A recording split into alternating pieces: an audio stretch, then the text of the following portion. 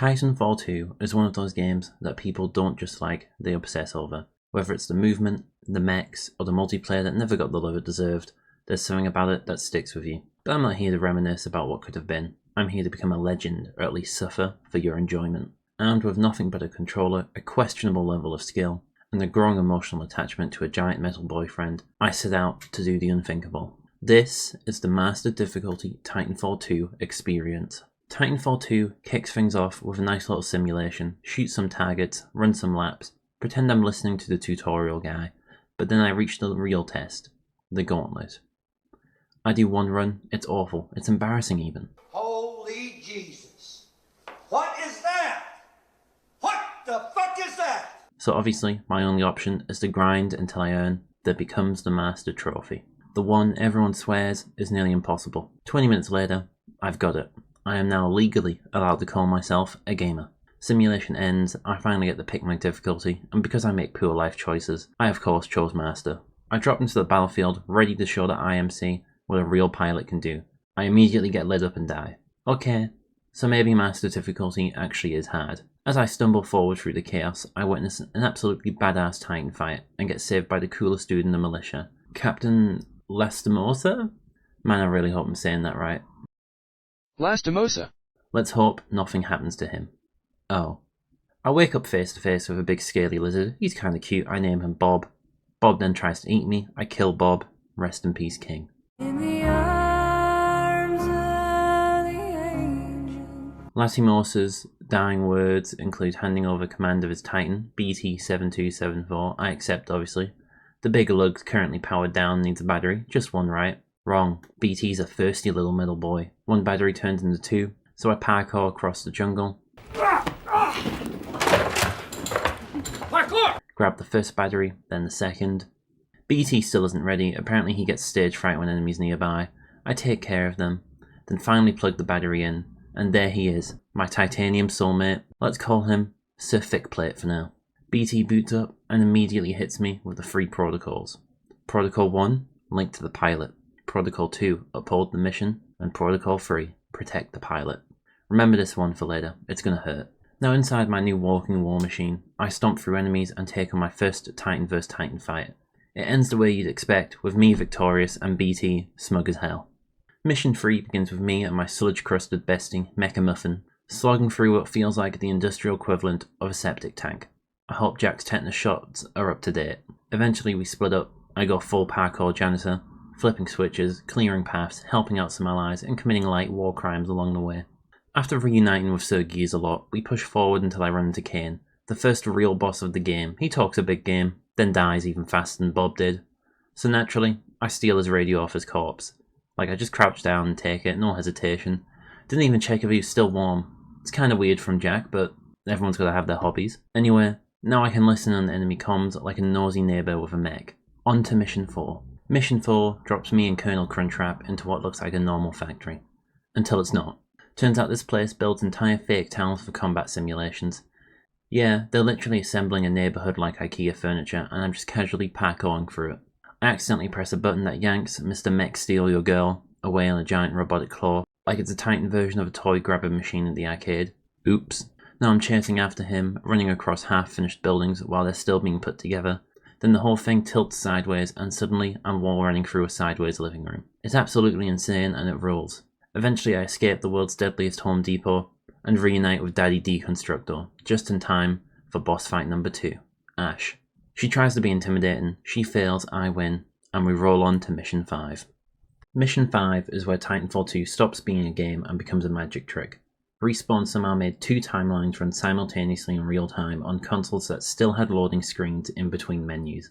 Absolute wizardry. I'm here with Bulkhead Bay, investigating the last known location of Major Anderson. We pick up his signal in one of the buildings, and I find his top half embedded in the ceiling. Classic Titanfall moment. Naturally, Jack does what he always does and steals from the corpse. Takes the guy's helmet like it's looted in an RPG. That's 2 bodies now. I'm starting to feel like there's a pattern here.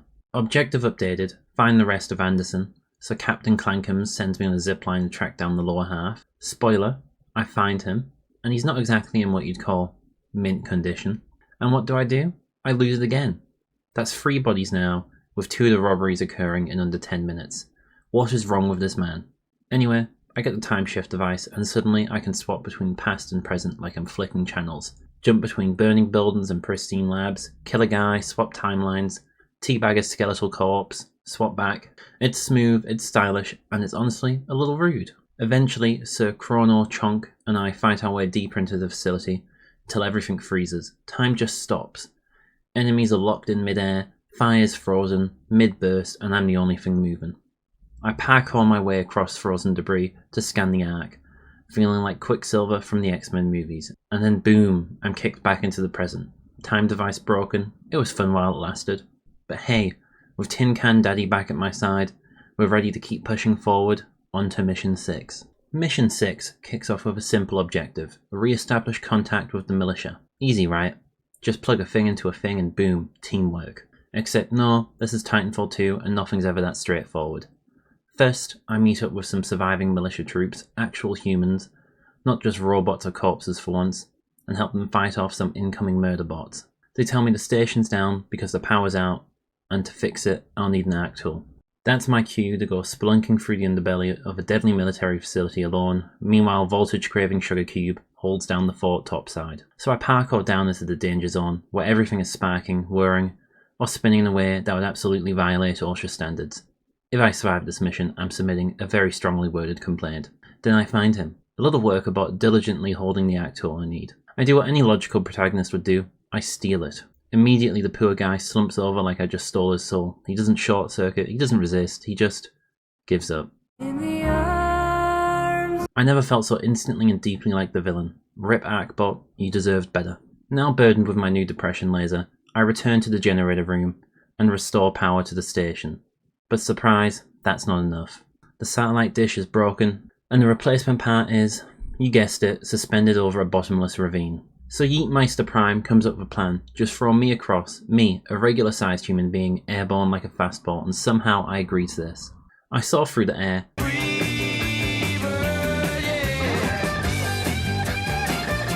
land exactly where I need to, and start blasting my way through IMC troops to reach the replacement part. With the part in hand, I fight my way back to BT, who once again decides, you know what, let's throw him. One more human fastball later, I slam into the satellite and start repairs. But just when I think it's over, the structure tilts and I start falling to my death. Cue big-handed Babezilla catching me mid-air like I'm the world's deadliest bridal bouquet. Isn't he just beautiful? Surely that's the end of the mission, right? Nope. Boss fight time. Richter shows up, all angry and heavily armoured, but I'm angry too. And heavily armoured as well. So I throw these oversized hands until he goes down the blaze of failure. Mission 7 opens on a plateau, where I'm immediately thrown into chaos again. Our brilliant plan: stop an enemy ship from taking off. Simple, direct, bound to fail. I charge forward with Boomstick the Bronze Behemoth, tearing through IMC defences like we're late for a flight we refuse to miss. We blitz through their base, Titans exploding left and right, soldiers evaporating in our wake. The ship's still on the ground, we're getting closer, just a few more steps, victory is right there, and it takes off. Plan A gone, I guess it's time for Plan B. Okay, this mission is sick. You are literally jumping between moving spaceships, mid-air, like it's just a regular Tuesday. Respawn, I'm begging you, just cook Titanfall 3 already. You clearly want to. It opens with me and Chunk Supreme, my favourite walking tank and part-time emotional support robot, chilling inside a dropship, and then no big deal, we get launched out of it at terminal velocity. Another ship catches us, appreciate the soft hands, and then BT yeets me off that one onto a completely different moving ship. Just mech pilot things. From this ship, I jump aboard the enemy ship and disable its guns and start clearing house. Soon a whole squad of fellow pilots drop in to help. We push together to take control of the bridge. Yes, it's called the bridge. I googled it. We take the ship and slam it into another one, which BT, now rebranded as Sir Chonkalot, boards like a legend. We reunite once again and are immediately thrown into a boss fight with Viper, aka the most anime rival of all the Apex Predators. He's got a jetpack and a superiority complex, I've got plot armor. So naturally, I win. Except it's not over. Viper comes back, round 2, and this time it's brutal. BT slams him into the ground like he's trying to dunk him through the hull, but right after, Viper rips off one of BT's arms. That's my giant metal boy you just hurt. Not okay. Luckily, BT is able to knock Viper's cockpit open, so I finish the job myself. We grab the Ark, but while trying to escape, boom, the ship explodes. But BT, even down an arm, beat the hell, he's still clinging to Protocol 3, protect the pilot. Then, crash landing. I wake up in the wreckage, everything's spinning, my pilot helmet's gone, and Beefy T, he's in pieces. His legs are gone, his chassis is mangled, and he's being interrogated by the bad guys while I'm still too dazed to move. They want the Ark, and if BT doesn't give it to them, they'll kill me. So BT gives them the Ark, but it's a trap. He launches a surprise attack, goes full on berserk mode with half a body, and still somehow almost wins. But almost isn't enough. He takes a whole LMG to the face at point blank range, sparks fly, his voice cuts out. BT is down. But it's not over yet. I rip his data card of his broken body. If I can get him to a new chassis, he might still make it. I fight tooth and nail for enemy lines, reach the surface, and call in a new Titan. And when it lands, I slam BT's core in, and he comes back online. This time, packing heat. We've got a chain gun the size of a Civic and a score to settle. Together we push for everything. Soldiers, Titans, chaos, straight to the Ark. It's being used to power a massive super weapon. The final boss, Slone, is waiting. We tangle. She loses, of course. I try to stop the Ark from being launched into the weapon. I fail. BT is EMP'd and falls over. And this is where I get a teaser for a game called Apex Legends. I wonder what that could be. It's probably not important. With the weapon now online, there's only one option left. To launch ourselves into the core. BT is barely holding together, his systems are failing, Jack's forced to manually pilot him as they stagger towards the launch platform. On screen, BT's core directives begin to flash. Protocol 1, link to pilot. Protocol 2, uphold the mission. And then it hangs, the final protocol isn't showing, his memory's fading. We make it to the launcher, we fire. Mid-air, BT finally remembers. Protocol 3, protect the pilot. And with what little power he has left, he reaches into his own chest, grabs Jack, and throws him to safety. A literal last-second Hail Mary. BT dies, so Jack can live. I make it to the evac shuttle, but he's gone. No more silly nicknames, no more sarcastic comments, no more BT. Titanfall 2 ends, no Titanfall 3. Thanks a year. Except one last post-credit scene, Jack's helmet. Lights flashing in binary. Jack? He's out there somewhere. Maybe he's not done protecting the pilot after all. And that was the Master Difficulty Titanfall 2 experience. BT may be gone, but Protocol 3 lives on. Especially if you like and subscribe. Seriously though, thank you for watching. This video took a lot of time and energy, and if you made it to the end, thank you. If you enjoyed it, consider dropping a comment, tell me what game you'd like to see me play on its hardest difficulty. The next video will be something a little different. It will be a mini-series that hopefully reaches its conclusion before September. And it involves a franchise with its own robot. However, that one, unlike BT, who's a cool character, this one features one that's a little more annoying than you would like. So yeah, stick around. The video's only going to get better from here. Thank you for watching, and I'll see you in the next one, Willies.